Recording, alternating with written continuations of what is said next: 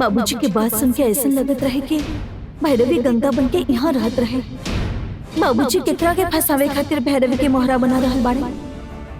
यदि भैरवी हमार रूप लेके यहाँ गंगा होके के नाटक करत रहली त अब वो कहाँ गइल बाड़ी? यदि वो वापस आ गइली तो फिर ये सब कुछ कैसे हैंडल होगी? यहाँ पर का हो रहल बा हमके कुछ समझ में नहीं आ रहा।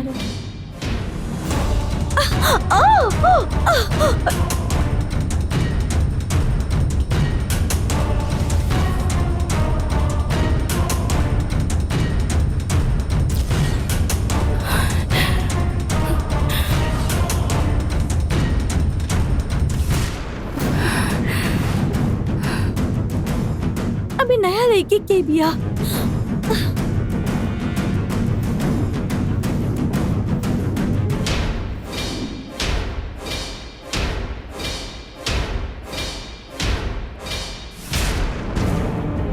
तो हमरा के ऐसे काहे देखा तारू? हमने के काम भइल के ना? काल चक्र तोरा के मिलल ना?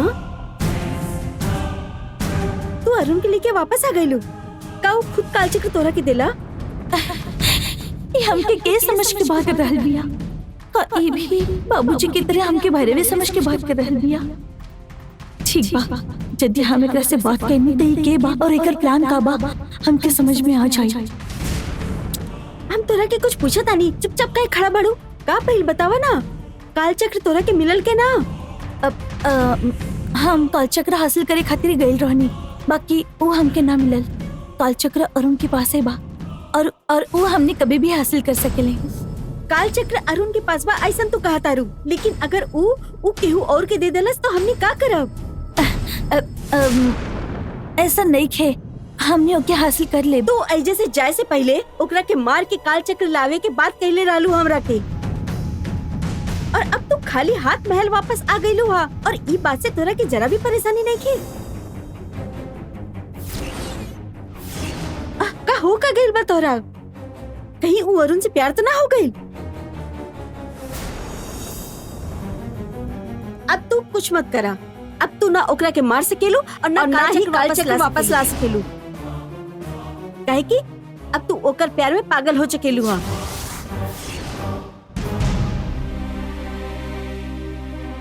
पर हम अरुण के अब ना छोड़ब, ओकरा के मार के काल चक्र हासिल करब। तू ओकरा पर दया दिखलू हा, लेकिन हम ओकरा के बिल्कुल भी जिंदा ना छोड़ब।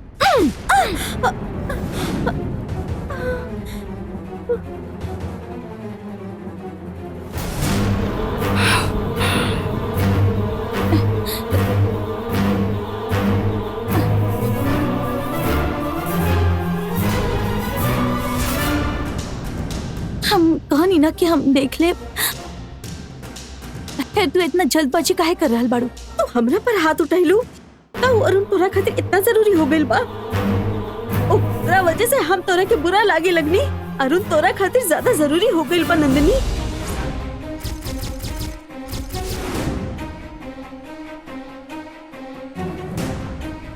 तू जोना काम के खातिर ऐजा आइलू हा, ओकरा के भूल के तू ओकरा से प्यार करे लगलू हा।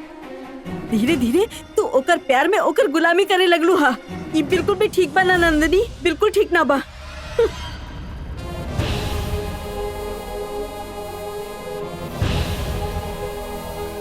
अभी अभी हमके नंदिनी कह के पुकारलस। नंदिनी महल में कब आई होगी? हम यहाँ से जाए के बाद महल में बहुत कुछ बदल गई बा। पहले ये सब का बा वो समझे के पड़ी।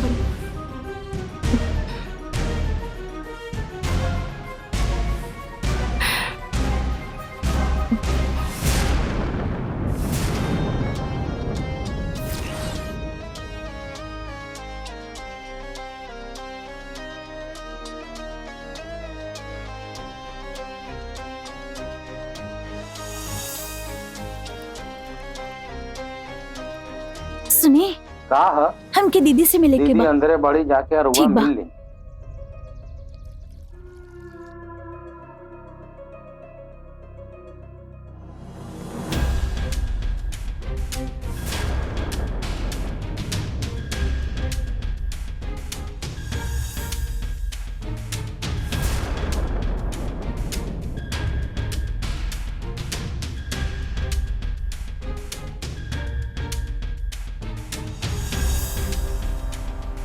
अंदर आवा गंगा।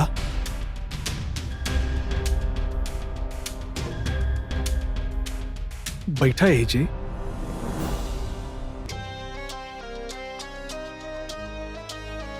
बहुत दिन बाद तू महल में वापस गईलू। महल में सब ठीक तो बाना? वो ऐसा पूछा था नहीं जैसे कुछ पता नहीं है। वो खुद हमके महल वापस भेज ले बानी, लेकिन वहां जाए के बाद हमके पता चलल कि रउआ तो हमके कुछ भी ना बताऊनी। ऐसन काहे दीदी? रउआ हमके कुछ काहे ना बताऊनी? हमके लागल अगर तू खुद सब कुछ जान लेबू तो अच्छा रही। मैं इतना दिनन के बाद अरुण से मिलनी, लेकिन वो तो हमसे रोज जैसे नहीं बर्ताव करत रहले। हम जौन परिस्थिति में महल में वापस गई नहीं, वहाँ बाबूजी भी हमके देख के ऐसे नहीं बर्ताव कईले, जैसे कि वो हमरा साथे कुछ गलत कईनी ही ना होखी। और तो और वो हमके भैरव के नाम से बुलावत रहले। घर में कोनो नई लड़की भी बाड़ी और वो हमके ही हमार पति के मारे खातिर बोलत रहली। वो हमके नंदिनी के नाम से पुकारत रहली। ये सब महल में काहे हो रहल बा दीदी? हमार समझ में कुछ ना आ रहल बा। हमार जैसन दिखे वाला केहू और वहाँ रहत रहे। बस इतना ही हमके पता चलल वो के बिया दीदी।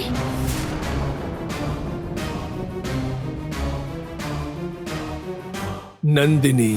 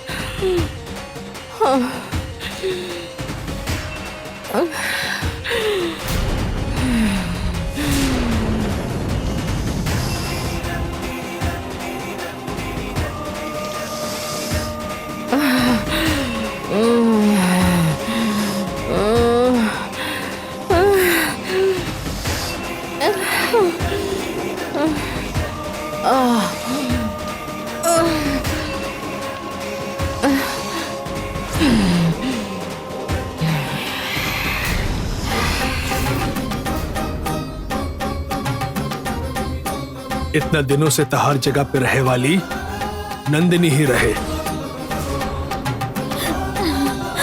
नागिन के रूप में रहे वाला नंदिनी के स्त्री के रूप प्राप्त हो चुकल बा, और ओकर स्त्री रूप दिखे में एकदम तहार जैसन बा।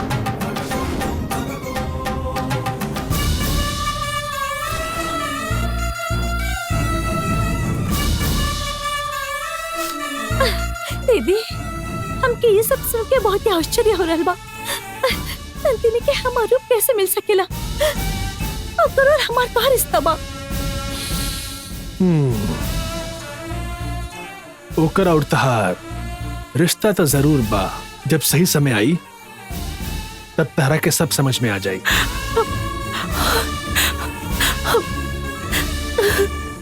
नंदिनी महल में रहत रहे ई बात केहू भी ना जानेला। भैरवी के तहार रूप लेके नाटक करे के राजशेखर कहले रहे। वो नंदिनी के ही भैरवी समझत रहे। ओके महल में रखे के बाद वो नंदिनी कौन रूप में बाई पूरा शहर में खोजत बा। राजशेखर और माधवी तहरा के भैरवी ही समझत बड़े। दीदी, वो नया लड़की हमके नंदिनी के नाम से पुकारलस। शायद वो नंदिनी के बहुत नजदीकी हुई। हम तहरा के एगो जरूरी बात बतावत नहीं गंगा। नंदिनी तहरे जैसन दिखेली, यही से ऊपर दया मत दिखैया। तहरा के अपन परिवार के रक्षा करे के बा। यह तहार धर्म बा। हमरा खातिर हमार परिवार ही सब कुछ बा। ऐसे हमार कर्तव्य बतावे की जरूरत ना पड़ी। नंदिनी बदला लेवे खातिर कितनी भी कोशिश कैले, तब भी वो परिवार तक ना पहुंच पाई। तू इतना साहसी बाड़ू ये देख के हमके बहुत अच्छा लागता। हाँ, अब एकर बाद तहार सही मायने में परीक्षा हुई। अब तहरा के संभल के रहे के होखी। ठीक बा दीदी। तू अकेले नहीं खे बड़ो। हमारा आशीर्वाद हमेशा तहार संगे बा। तो बिल्कुल निश्चिंत रहा।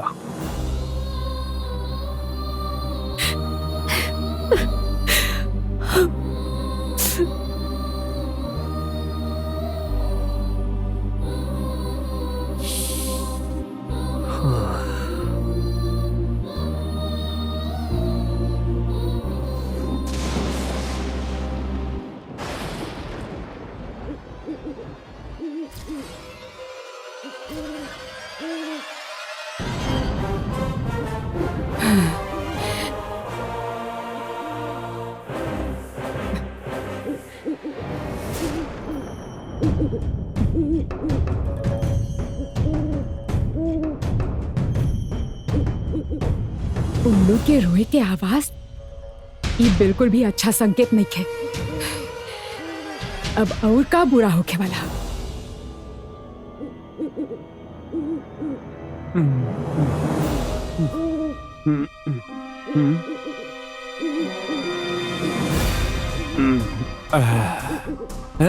उल्लू के रोए की आवाज आवता। ये बिल्कुल भी अच्छा बात ना। हाँ, एकरा पहले हम कभी आवाज ना सुननी।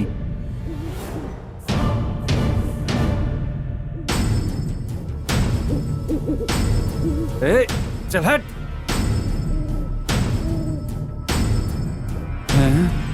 एके भगावे के पड़ी। ए, चल हट।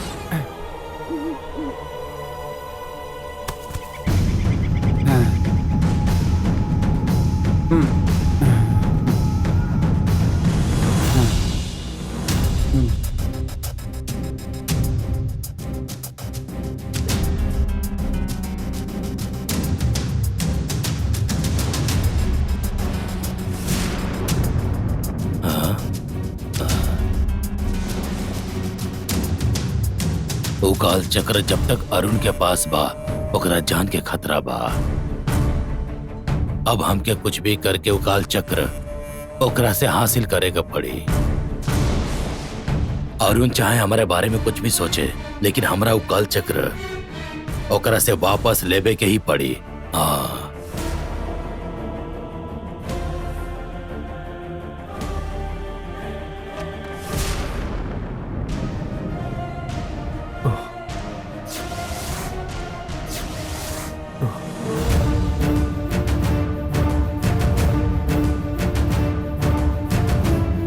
अरुण तू एजा का करत बाड़ा?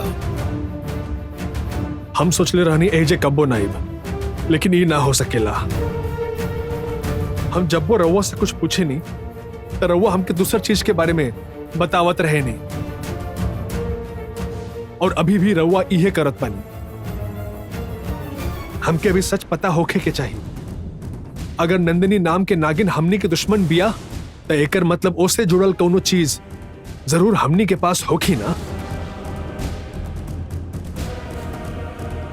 नंदिनी नागिन से जुड़ल चीज हमनी के घर पे कैसे आ गई? ई कुल के रउआ से का संबंध बा ये हमके नहीं खे मालूम, लेकिन वो चीज खातिर वो नागिन हमके मारे के कोशिश कैले रहे। हमार किस्मत अच्छा रहे कि गंगा पहुंच गईली। गंगा के आवे के बाद नंदिनी नागिन ओहिजे से निकल गईली, नहीं तो आज रउआ सामने हमार लाश पड़ल होत पापा। और वो दिन भी रउआ ऊ माधवी के संगे मिलके ऊ जिंदा जलावे के कोशिश कैले रहे। वो आग से बच के निकलल ऊ नागिन आज हमार जान के दुश्मन बनल बिया। इतना कुल होवे के बाद रउआ कुछ तो बताई। अब अगर हम तोहरा के कुछ भी बता देनी तो तू हमरा पे भरोसा ना कर पा। तोहरा पास जौन चीज बा ओकरा वजह से नंदिनी तोहरा के मारे आयल बिया, ऐसे तोहरा लागत बा। लेकिन अबे तू जिंदा खड़ा बड़ा ओकरा पीछे भी कारण भी वही चीज बा। नंदिनी के चंगुल से हमने के परिवार के बचावे खातिर ही स्वामी जी पूजा करके वो चीज हमके देले रहले हैं बेटा। वो चीज में एगो ताकत बा और इस ताकत के वजह से ही तू अब तक जिंदा भाड़ा।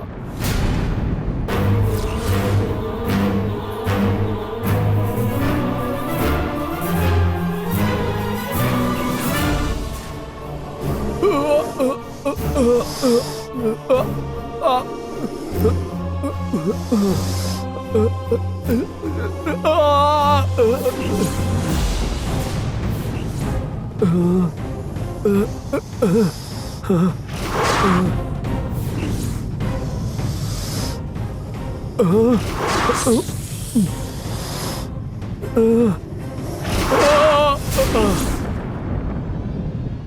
कुछ भी जाने बगैर उस चीज के बाहर लेके गईला यही से ही भइल बा। यही से कहा तने कि वो चीज हमके दे द। अगर वो तोहरा पास रही तो तू सुरक्षित ना रह पाइबा। वो चीज के वजह से ही हमने के नंदिनी के रोक सके नहीं बाबू।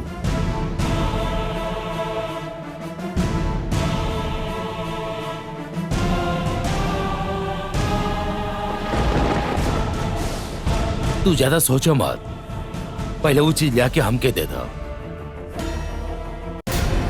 बाहर लेके गईला यही से ही भइल बा। यही से कहा तने कि वो चीज हमके दे दो। अगर वो तोहरा पास रही तो तू सुरक्षित ना रह पाइबा। वो चीज के वजह से ही हमने के नंदिनी के रोक सके नहीं बाबू।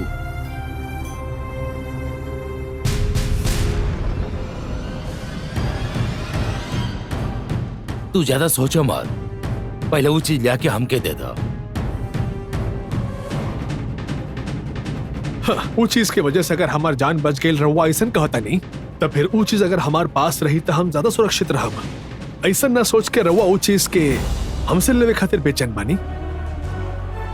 यह बात से पता लागत बाकी रहुआ अब वो झूठे बोलता नहीं। अगर रहुआ ठान ले बानी कि रहुआ हमेशा हमसे झूठे बोलब, तो आइंदा एक बारे में हम रहुआ से कब्बो कुछ न कहा और रहुआ से बात भी ना करब। अगर रहुआ भी हमसे वो चीज के बारे में अगर बात ना करिए ना तो बहुत अच्छा ही होई हम दोनों खातिर।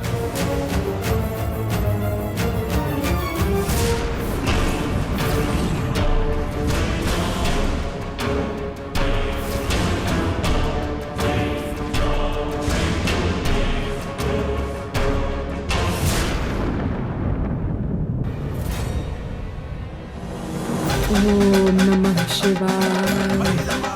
ओम नमः शिवाय। ओम नमः शिवाय। ओम नमः शिवाय। ओम नमः शिवाय। ओम नमः शिवाय। ओम नमः शिवाय।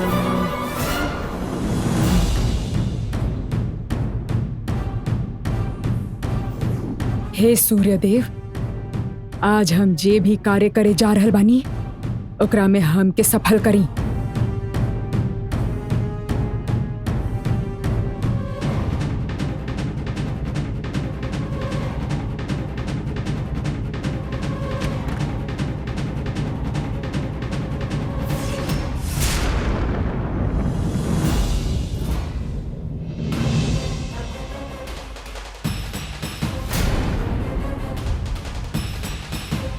तोहके ठीक करे में हमसे जे बन पड़ल उ हम कैनी, बाकी फिर भी हम उ नंदिनी के मंत्र कवच ना तोड़ पाईनी। नंदिनी सच में कैसन दिखतिया ई खाली तोहके पता है। नंदिनी के बारे में जाने खातिर तोहके ठीक होके के पड़ी। अब हमके ओकरा पकड़े के ही हा। उ नंदिनी तोहके बंधन में बांध के सुला देलस। ई सब के बावजूद तोहरा से उ सच कैसे निकाले के हा हमके अच्छा से पता हा। हम ई करके रहब। अब हम जे कुछ भी करे वाला बानी ओकरा में बहुत बड़ खतरा हा। बाकी ओकरा अलावा हमरे पास कौनो चारा नहीं है।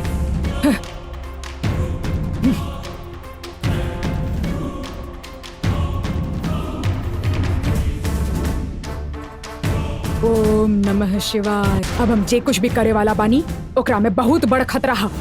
बाकी ओकरा अलावा हमरे पास कौनो चारा नहीं है।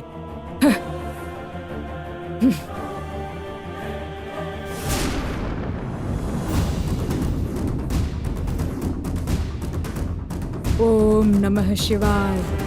ओम नमः शिवाय। ओम नमः शिवाय।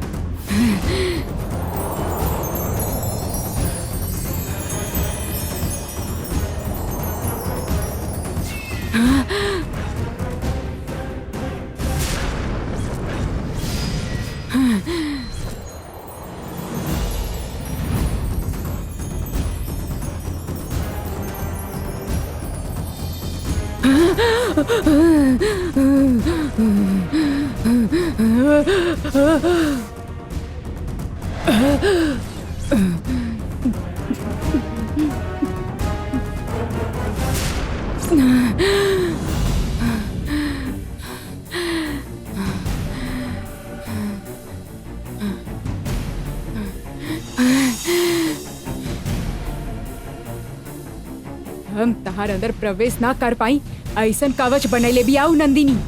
अगर तनी सा भी देर हो जात तो हमारा आत्मा तहार शरीर में कैद हो जात। तोरा इतना शक्ति कहाँ से हासिल भइल?